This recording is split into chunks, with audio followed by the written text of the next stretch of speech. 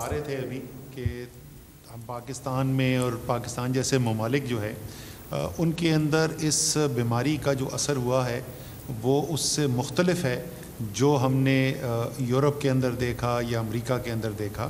اور جب یہ بیماری شروع ہوئی، پھیلاؤ شروع ہوا، تو کیونکہ ایک نئی چیز تھی تو اس وقت کوئی آپ کے پاس زمینی حقائق اپنے ملک کے موجود نہیں تھے، تو آپ اسی بنیاد کے اوپر فیصلے کر رہے تھے کہ جو دوسری دنیا کے اندر ہو رہا تھا یا جو ایک ماڈلنگ کی جا رہی تھی تھیوریٹیکل ایک بنیاد کے اوپر، پرانی اپنی جو لرننگ سی اس کی بنیاد کے اوپر.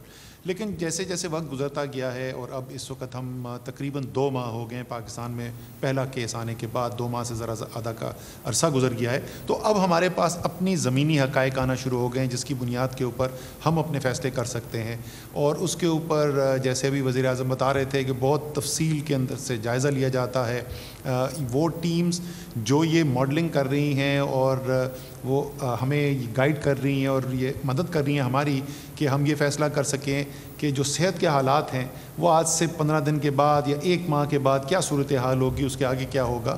تو اس میں 1 سے زیادہ ٹیم ہے اور ماشاءاللہ مجھے بڑی خوشی ہے جس طریقے سے بھی وزیر اعظم نے بتایا کہ وہ ایکوپمنٹ جس طریقے سے پاکستان کے سائنسدانوں نے، جو انڈسٹری کے ادارے ہیں انہوں نے مل کر جس طریقے سے رسپانس کیا، اسی طریقے سے اگر آپ اس فیلڈ کے اندر بھی دیکھیں جو ہمارے ایپیڈیمولوجسٹ ہیں، ہمارے ڈیٹا سائنٹسٹ ہیں، آرٹیفیشل انٹیلیجنس کے جو ایکسپرٹس ہیں، وہ الحمدللہ ورلڈ کلاس ایکسپرٹیز کے لوگ جو ہیں وہ اس کے اندر کام کر رہے ہیں.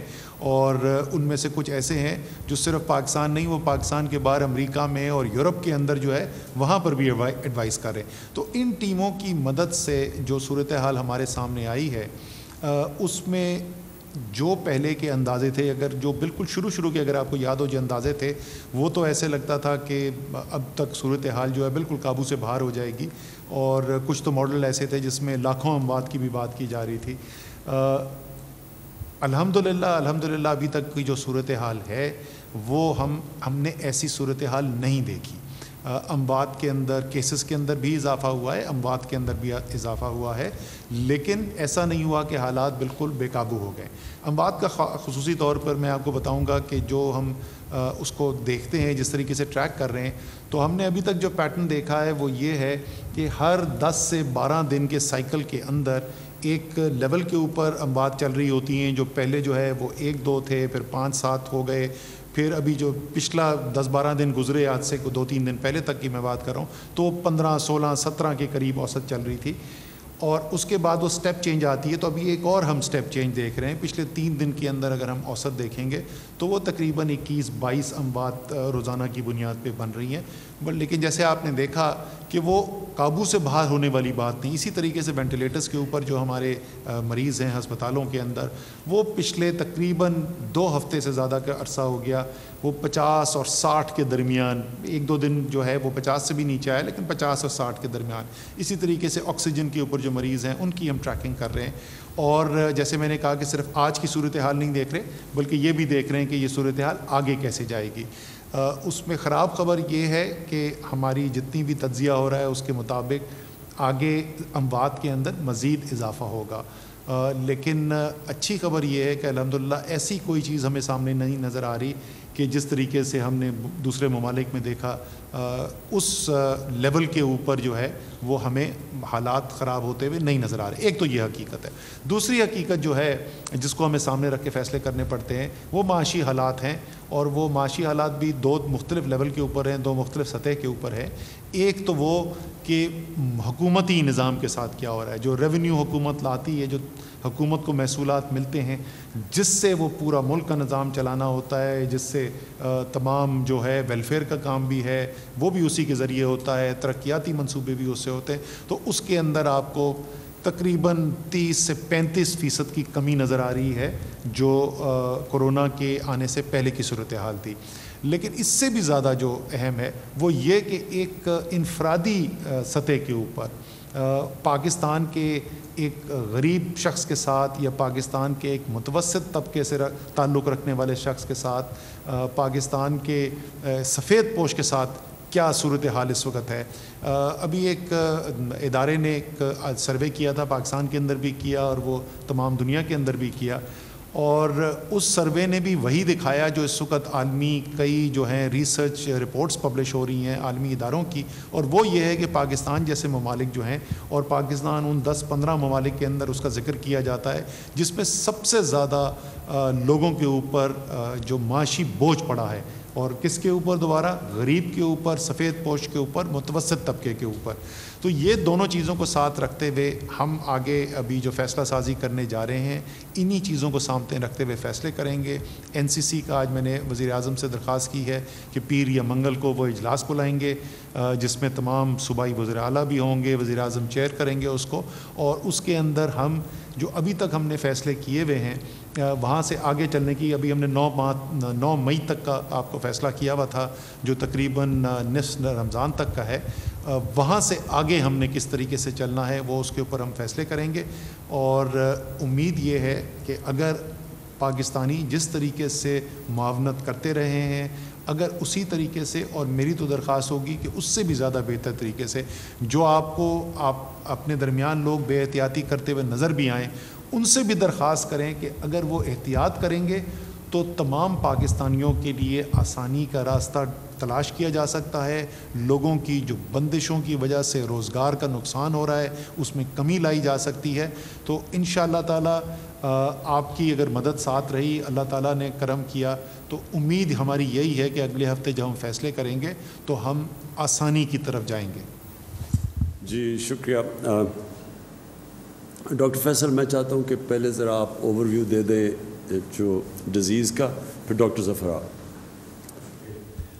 جیسے وزیر اعظم صاحب نے بتایا، ہم روزمرہ کی بیسس پہ بلکہ دن میں کئی دفعہ جو دنیا بھر سے اعداد و شمار آتے ہیں، اور خاص طور پہ جو پاکستان کے سے ہمیں اعداد و شمار مل رہے ہیں، ان پہ نظر رکھتے ہیں، ان کو اینالائز کرتے ہیں، اور مختلف طریقہ کار سے ان کے ذریعے کچھ آئندہ آنے والے دنوں کے بارے میں کچھ تجزیہ کرتے ہیں اور تخمینہ لگاتے ہیں تاکہ جو فیصلے کیے جا رہے ہیں وہ اس کی روشنی میں کیے جائیں۔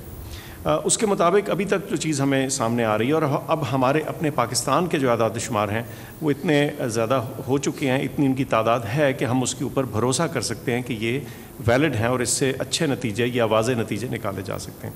جیسے اسد عمر صاحب نے فرمایا، نہ صرف کہ نئے کیسز کا تجزیہ ہوتا ہے بلکہ اموات اور وہ تمام لوگ جو وینٹیلیٹرز پہ ہیں اور ان کی پروگرس کیسے چل رہی ہے، کتنے بہتر ہو رہے ہیں، اور خدا نخواستہ کتنے جو ہیں وہ اپنی جان ضائع جن کی ہو رہی ہے۔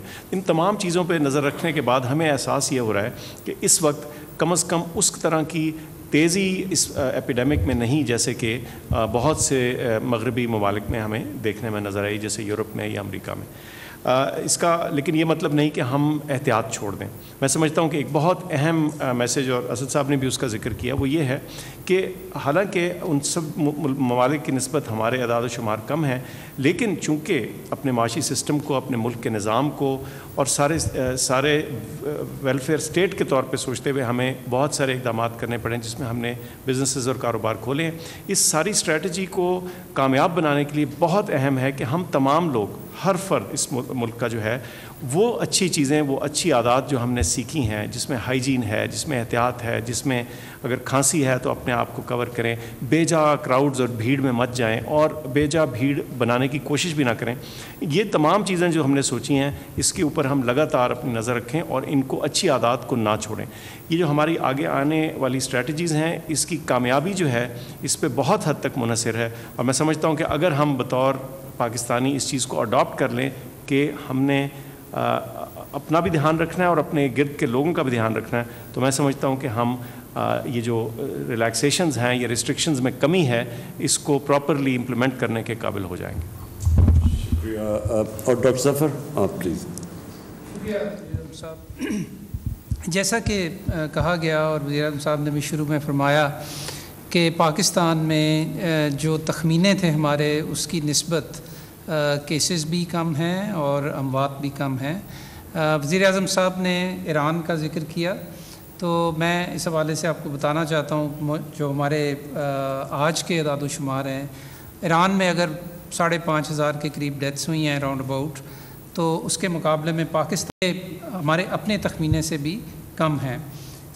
اس کے ساتھ ساتھ یہ بھی بتانا ضروری ہے کہ ساتھ ساتھ لوگ ریکور بھی کر رہے ہیں۔ جہاں کیونکہ یہ بیماری اس طرح ہے کہ تقریباً 80-85% لوگ جو ہیں ان کو تو معمولی سے درمیانے درجے کی بیماری ہوتی ہے. تو پاکستان میں جو اب تک 15,800 کے قریب جن لوگوں میں کنفرمڈ یہ ڈیزیز آئی ہے ان میں سے 4,000 سے زائد لوگ جو ہیں مکمل طور پہ ریکور ہو چکے ہیں اور اپنی زندگیوں میں واپس مصروف کار ہیں. پچھلے 24 گھنٹے میں 874 لوگوں کا اضافہ ہوا ہے کنفرمیشن کے حوالے سے. تو یہ کچھ موٹے موٹے اعداد و شمار تھے. میں 2 چیزوں کا اور ذکر کرنا چاہتا ہوں. جس طرح وزیر اعظم صاحب نے بھی فرمایا کہ ہماری حکومت کی, وزیر اعظم صاحب کی بہت بڑی تشویش یہ ہے کہ ہمارے جو فرنٹ لائن ورکرز ہیں, جو ہیلتھ ورکرز ہیں, جو کہ کرٹیکل پیشنٹس جو ہیں کرونا وائرس کے, ان کی نگہداشت پہ مامور ہیں, تو وہ خود کو اپنے آپ کو خطرے میں ڈال کے یہ کام کرتے ہیں.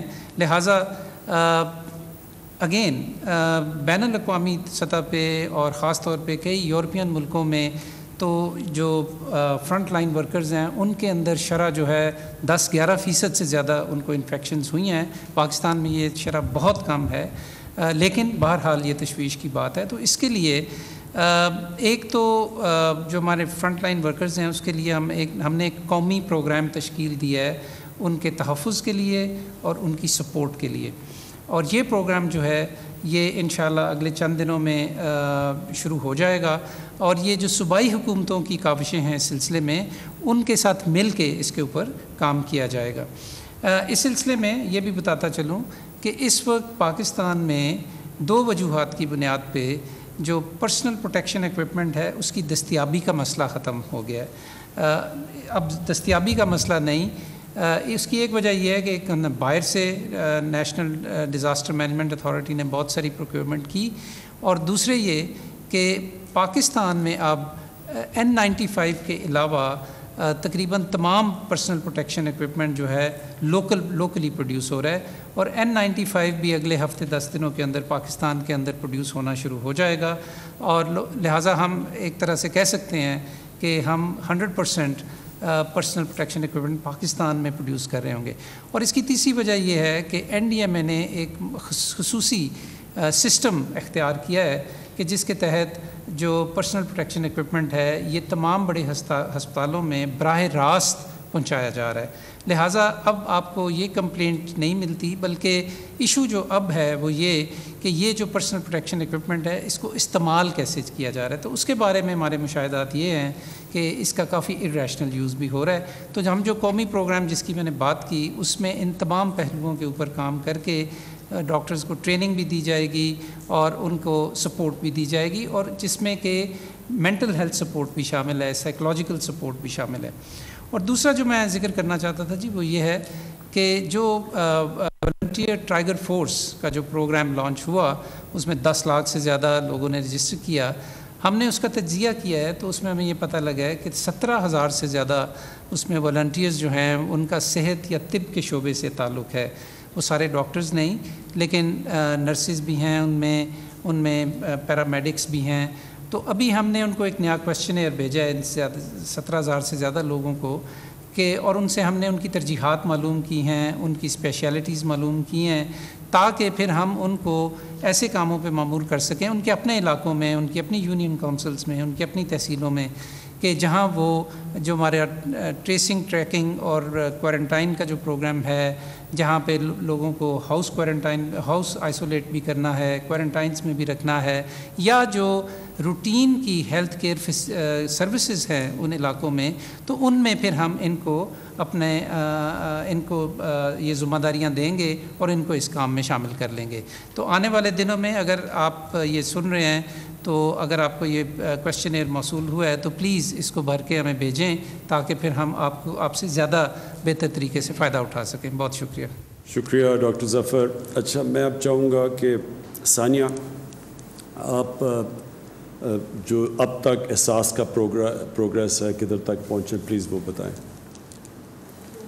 وزیر اعظم صاحب, آج احساس ایمرجنسی کیش کی ڈسبرسمنٹ کا 22واں دن ہے اور اب تک 66 لاکھ خاندانوں کو امداد دی جا چکی ہے.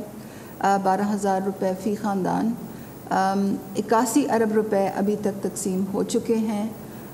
یہ رقم صوبوں میں کتنی جا رہی ہے، ضلعوں میں کتنی جا رہی ہے، تحصیلوں میں کتنی جا رہی ہے، ہر صوبے میں، ضلع میں، تحصیل میں کتنے حقدار ہیں، ان تمام چیزوں کی تفصیلات ہم نے ایک پورٹل پہ شائع کی ہوئی ہے جو کہ pass.gov.pk پہ جا کے آپ اس کی تمام تفصیلات دیکھ سکتے ہیں. اپنا صوبہ یا اپنا ضلع سلیکٹ کر کے تحصیل سلیکٹ کر سکتے ہیں اور اس میں تمام نمبرز آپ دیکھ سکتے ہیں کہ کتنے حقدار ہیں، ان کو کتنی رقم کی ان کے اکاؤنٹس میں کتنے پیسے جمع کر دیے گئے ہیں، کتنے لوگوں نے پیسے نکال دیے ہیں، کتنے پیسے ابھی تک اکاؤنٹس میں موجود ہیں. شفافیت کے پیش نظر یہ تمام تفصیلات جو ہیں ہم نے تقریباً 10 دن پہلے شائع کر دی تھی. میں یہ بھی آج بتانا چاہتی ہوں کہ دوبارہ دہرانا چاہتی ہوں کہ ہماری 3 قسم کی کیٹیگریز ہیں. جو پہلی کیٹیگری تھی اس میں رقم کی ترسیل جو ہے وہ تقریباً پوری ہو گئی ہے. جو دوسری کیٹیگری ہے اس میں ابھی رقم کی جو تقسیم ہے ابھی جاری ہے. اور اس دوسری کیٹیگری میں تمام وہ لوگ ہیں جو کہ 8171 کی SMS اسکیم کے نتیجے میں ڈیٹا کی جانچ پڑتال کے نتیجے میں حقدار ٹھہرائے گئے ہیں. فی الحال پورے ملک میں گلگت سے لے کے کراچی تک 10,000 کیمپوں میں، سینٹرز میں، بینک ATMs پہ ان لوگوں کو رقم کی ترسیل اس وقت جاری ہے. یہ ایک بہت بڑا آپریشن ہے، اس میں ہمیں دشواریاں بھی سامنے آ رہی ہیں.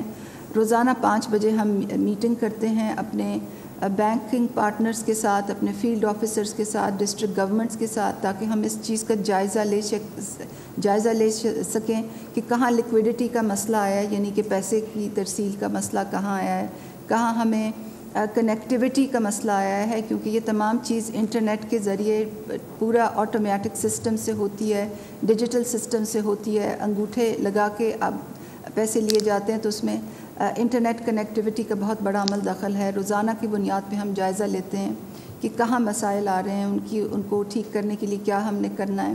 جو لاجسٹک مسائل آ رہے ہیں ان کا بھی روزانہ ہم جائزہ لیتے ہیں. اور جو بدعنوان عناصر ہیں ان کے خلاف کارروائی کے لیے پورا جو حکومتی نظام ہے وہ بہت ہی متحرک ہے.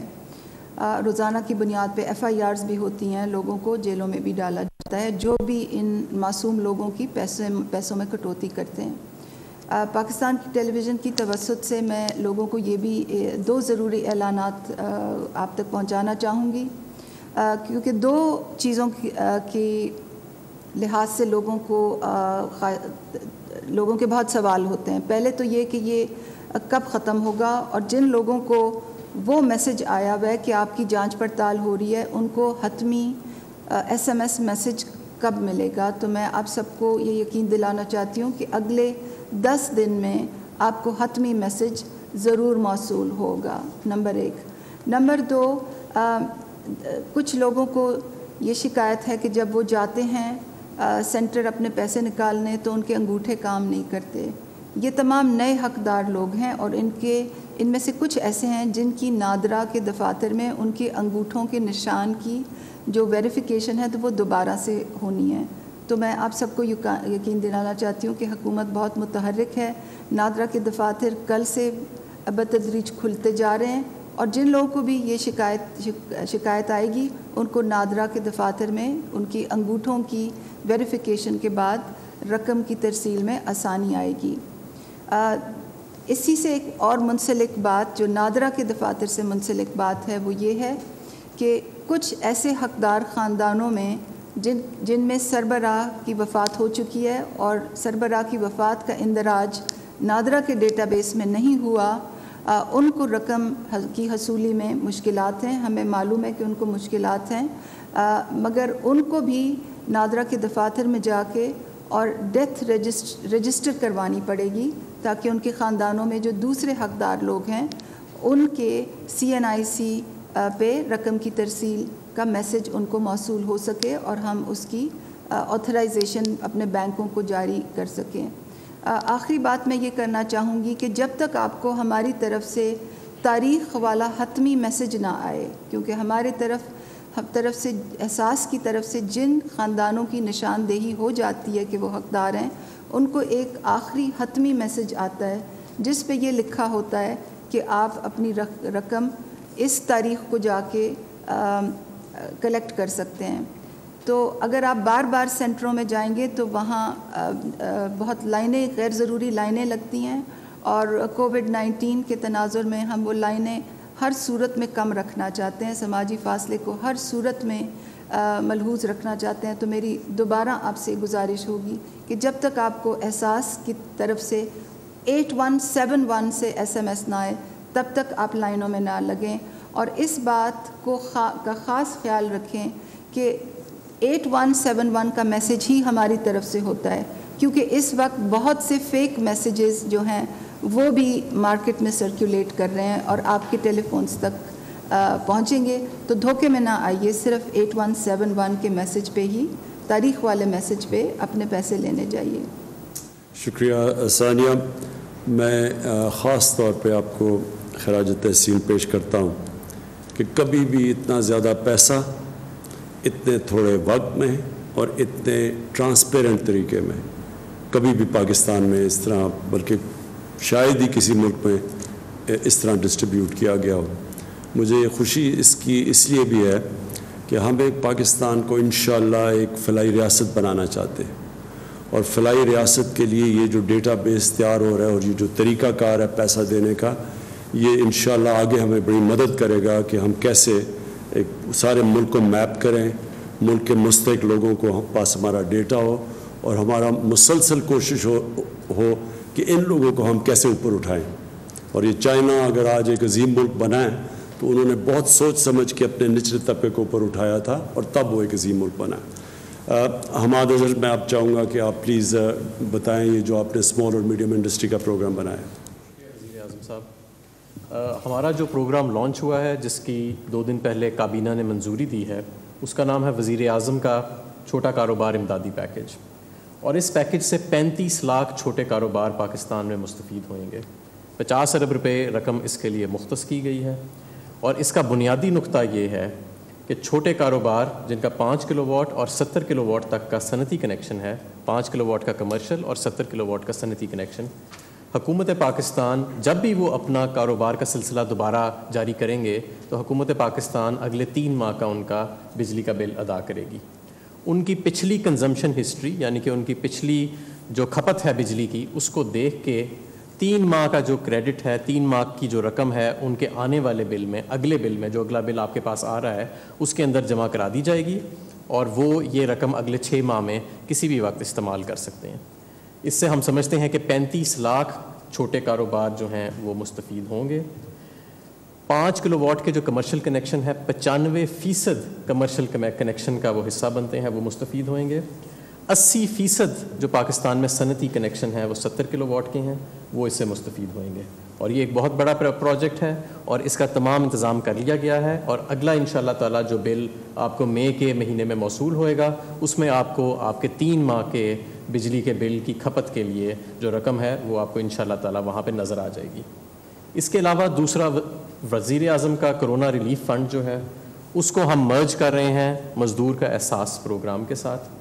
اور یہ فیصلہ کیا گیا ہے کہ جو شخص بھی 1 روپیہ دے گا، یا مثال کے طور پہ اگر کوئی شخص 1 لاکھ روپیہ وزیر اعظم کے کرونا ریلیف فنڈ میں دیتا ہے تو حکومت پاکستان اس 1 لاکھ کے بدلے میں 4 لاکھ روپے جو ہے وہ اس اکاؤنٹ میں ساتھ ڈپازٹ کرائے گی. اور اس پیسے کا ہم کریں گے کیا؟ یہ رقم استعمال ہوئے گی ان لوگوں کے لیے جو بے روزگار ہوئے ہیں کرونا کی وجہ سے، جو لے آف ہو گئے ہیں، جس میں دہاڑی کے مزدور شامل ہیں، ملازمین شامل ہیں جو مختلف صنعتوں میں، کاروباروں میں، دکانوں میں کام کرتے تھے. اور ان کے لیے ایک علیحدہ پورٹل بنایا جائے گا احساس کے انڈر، اور وہاں پہ ان کی رجسٹریشن کرائی جائے گی. اور ہفتے والے روز جب وزیر اعظم یہ پیکیج اناؤنس کریں گے تو وہاں پہ یہ تفصیلات بھی دی جائیں گی. اور ہم سمجھتے ہیں کہ اس سے لاکھوں کی تعداد میں جو بے روزگار مزدور ہیں، جو بے روزگار افراد ہیں، وہ انشاءاللہ تعالیٰ مستفید ہوئیں گے. شکریہ. جی شکریہ حماد. میرے پاکستانیوں، آخر میں دیکھیں ساری دنیا کے اندر کرونا کا امپیکٹ پڑا ہے. زیادہ تر آپ نے ریلیف پیکج دیے ہیں، ان کے لیے آسان تھا بے روزگاروں کو پہنچنے کے لیے، کیونکہ ان کے سارے جو بے روزگار ہیں وہ رجسٹرڈ ہیں.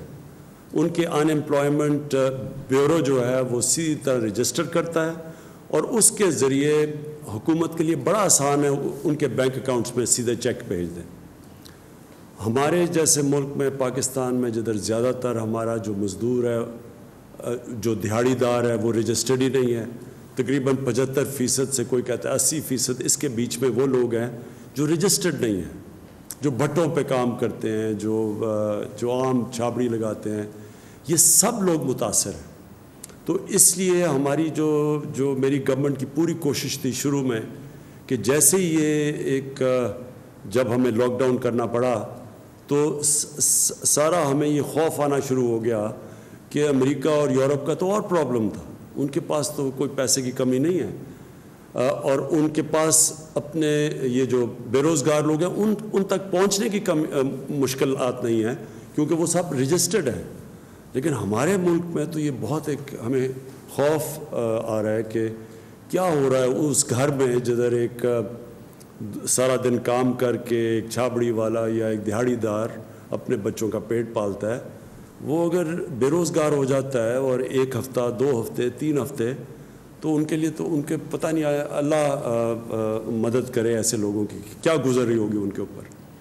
لہٰذا یہ پہلے تو احساس کیش پروگرام ہے, اس کے بعد یہ جو ہم نے یہ بہت بڑا پروگرام انشاءاللہ میں ہفتے کو اناؤنس کروں گا اور اس کی تفصیل آپ کو دوں گا. یہ بہت بڑا پروگرام ہے. کوشش یہ ہے کہ جو لوگ بچ جائیں 1 کروڑ 20 لاکھ خاندان کو امیجیٹلی انشاءاللہ جو کیش پہنچ جائے گا, یہ جو ہمارا 12,000 کا پروگرام ہے. تو جو بچ جائیں گے انشاءاللہ وہ جو ہم اب رجسٹر کریں گے سیٹرڈے سے شروع کریں گے, اور پھر جو ہمارے یہ ٹائیگر فورس ہے یہ ہر یونین کونسل میں جا کے ڈیسک رکھے کہ وہ رجسٹرڈ کرے گی ان لوگوں کو, اور ان میں سے کئی سفید پوش بھی ہیں جو مشکل میں ہیں, ان کو رجسٹر کرے گی. اور پھر ہماری پوری کوشش ہے کہ ایک آپ جو مجھے فنڈز دیں گے پرائم منسٹر ریلیف یہ کرونا ریلیف میں, ایک وہ 1 روپیہ اگر وہ آئے گا ان کو دینے کے لیے بے روزگاروں کو, تو 4 روپے گورنمنٹ آف پاکستان دے گی اس کے ساتھ. سو 1 لاکھ اگر وہاں سے آئے گا تو 4 لاکھ 5 لاکھ ہمارے پاس ہو جائے گا پیسہ دینے کے لیے یہ جو بے روزگار ہمارے مزدور ہیں, سفید پوش لوگ ہیں.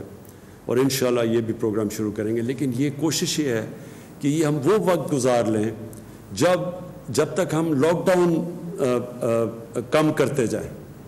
وہ جس طرح آپ کو دیکھ لیا کہ ہمارے ڈاکٹرز بیٹھے ہوئے ہیں, ڈاکٹر فیصل پورے جو national command and control centre ہے, آپریشن سینٹر ہے, وہ ہر روز ایویلیویٹ کرتا ہے, اس کے مطابق جا رہے ہیں, صوبوں کو بھی ساتھ لے کے چل رہے ہیں. تو جیسے جیسے ہم دیکھیں گے ہم یہ ایز ڈاؤن کریں گے تاکہ لوگوں کو روزگار ملے.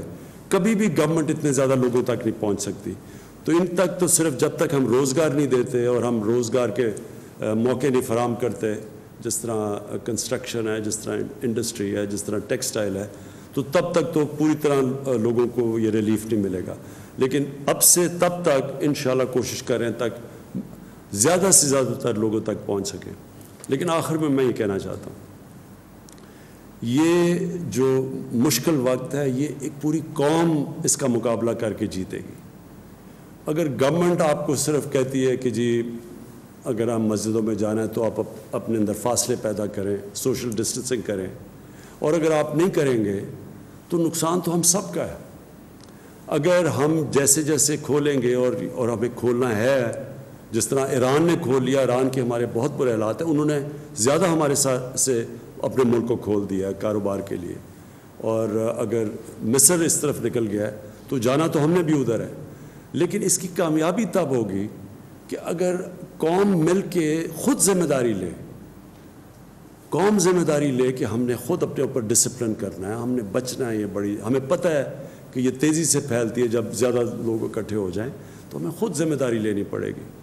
اور مجھے یہ بڑا برا لگتا ہے کہ ہم حکم دیں کہ جی اگر مسجد میں جا رہے ہیں تو ان کو مسجدیں بند کر دیں, نمازی وہاں جائیں تو پکڑ کے ان کو جیل میں ڈال دیں. ایک ذمہ دار قوم, ایک آزاد قوم خود ذمہ داری لیتی ہے. اس کو ڈنڈے مار کے وہ کام کروانا جو کہ ان کی اپنی بہتری کے لیے ہے, وہ ایک ذمہ دار قوم نہیں کرتی, ایک آزاد قوم اس طرح نہیں کرتی. اور میں وہی چاہتا ہوں کہ اپنی قوم, ہم ایک ذمہ دار قوم بن کے مقابلہ کریں اس کا, سب اکٹھے مل کے اس مشکل وقت سے نکلیں. میں آپ کو اپنی حکومت سے یقین دلاتا ہوں کہ سارا وقت ہم سوچ رہے ہیں. یہ مختلف جو چیلنجز آ رہے ہیں یہ لاک ڈاؤن کی وجہ سے اور کرونا کی وجہ سے, اور انشاءاللہ مجھے اعتماد ہے کہ اب تک اللہ نے ہمارے بڑا کرم کیا ہمارے پہ, اور جس طرح ہم جا رہے ہیں ہم وہ ملک ہوں گے جو کم از کم کرونا سے سب سے بہتری سے مقابلہ کر کے نکل سکتے ہیں. لیکن لاک ڈاؤن کے لیے یہ جو لاک ڈاؤن کے اثرات ہیں اس کا ہمارے نچلے طبقے پہ, کمزور طبقے پہ, غریبوں پہ زیادہ مشکل وقت آیا ہوا ہے, اور ہماری ساری کوشش یہ ہے کہ ان کے اوپر سے کم بوجھ پڑے. شکریہ, اور پاکستان پائندہ باد. 6 شہر, 6 ٹیم, 6 سیلیبریٹی کیپٹن.